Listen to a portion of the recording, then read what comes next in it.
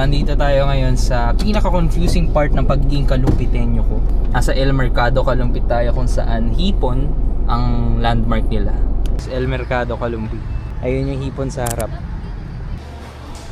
Sandaan lang yun. Okay. Sa Galunggong, magkano? Ito, Maliit lang. Magkano din sa pampanak? Sige, palinis natin.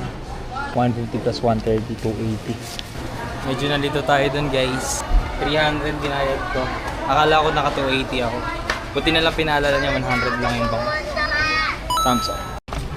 SNR guys, bili lang ng mga hindi naman kailangan.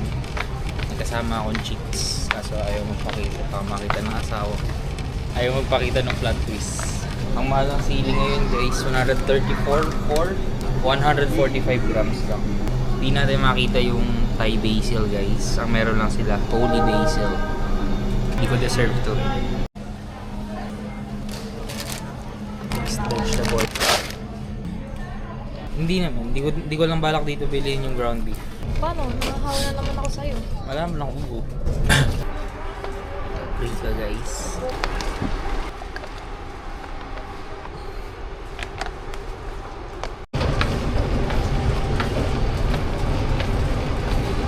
Okay na guys, 4 na item lang naman talaga ang bibiling ko dito sa SNR, and it end up na 5 item ang babayaran namin.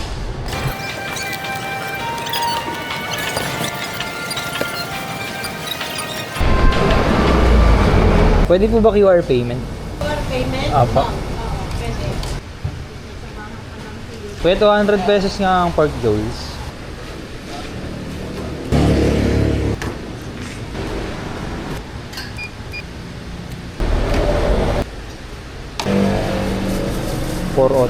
$403 pesos liempo at Pork Joes.